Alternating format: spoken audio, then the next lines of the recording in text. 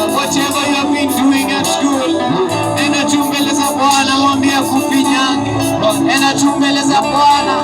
Just release yourself unto the Holy Ghost. Just go before the Lord. Tell God something about your life. It's not in vain you're here today.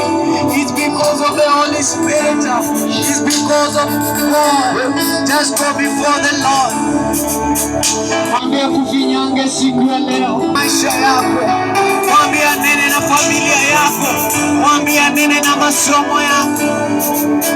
Just release yourself to the Holy Ghost. Enda tu mbele za Bwana, mwambie